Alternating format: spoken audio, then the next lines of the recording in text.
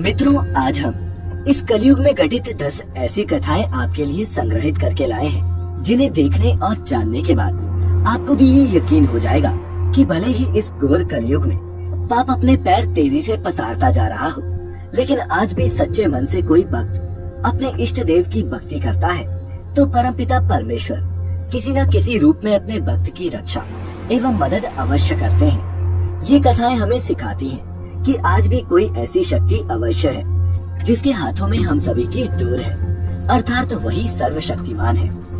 नमस्कार दर्शकों, कलयुग की कथाओं के अध्याय 1 से 10 के इस संग्रह में आपका हार्दिक स्वागत है। अध्याय 9। 12वीं सदी में अक्का महादेवी नाम की एक शिव भक्त थी। वह शिव को अपना पति मानती थी। बालकाल से ही उन्होंने अपने आप को पूरी तरह से शिव के प्रति समर्पित कर दिया था। जब वो युवा हुई तो एक राजा की नजर उन पर पड़ी। वो इतनी खूबसूरत थे कि राजा ने महादेवी के माता पिता के सामने विवाह का प्रस्ताव रखा, पर उन्होंने इनकार कर दिया। फिर राजा ने उन्हें धमकाया तो हार कर महादेवी के माता पिता ने उनकी उस राजा से शादी कर दी। माता पिता के आज्ञा का पालन करते हुए महादेवी ने शादी तो कर ली, लेकिन अपने पति राजा कौशिक को शारीरिक रूप से दूर ही रखा। राजा उनसे कई तरीकों से प्रेम निवेदन करता रहा, लेकिन हर बार वो एक ही बात कहती, मेरी शादी तो बहुत पहले शिव के साथ हो चुकी है। यह अक्का का कोई मतिभ्रम नहीं था, यह उनके लिए 100% सच्ची बात थी। अक्का महादेवी का यह कहना था कि उनकी शादी पहले ही शिव से हो चुकी है।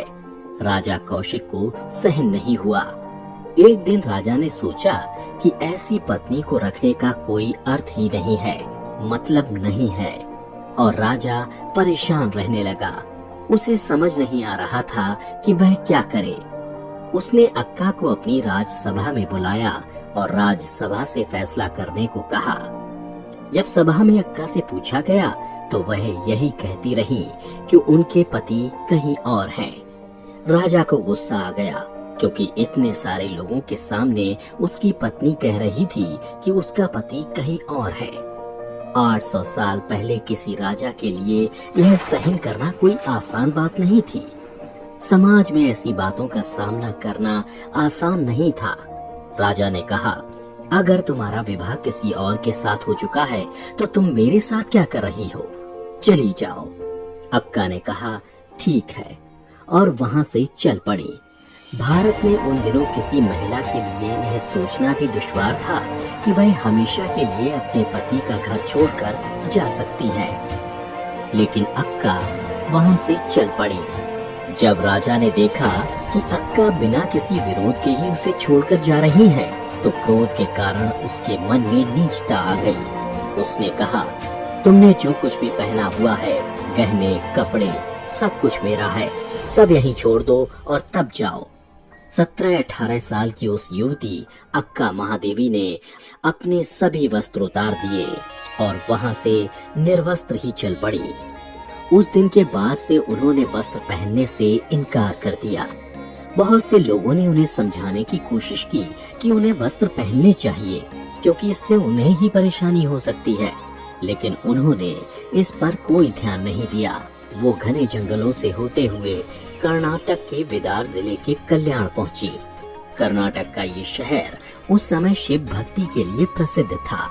उसके बाद वो वहाँ आध्यात्मिक गोष्ठी के चर्चे में भाग लेने का प्रयास करने लगी।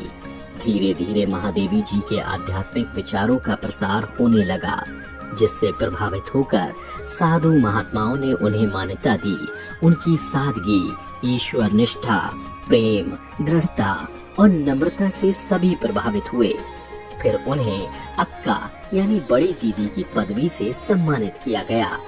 तब से शिव भक्तनी महादेवी अक्का महादेवी के नाम से जानी जाने लगी। उसके कुछ दिनों बाद वो एकांत में शिव भक्ति में लीन हो गई, लेकिन वहाँ जब महादेवी जी का भगवान से एकाकार नहीं हो पाया तो वो कल्याण से श्री सैलम चली गई, जहाँ भगवान चैन्य मल्लिकार्जुन का मंदिर था।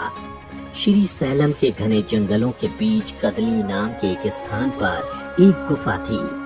अक्का महादेवी ने इसी गुफा में शरण ली और एकाग्रचित होकर तपस्या में लीन हो गई और फिर वो वहीं शिव के लिंग में समा गई।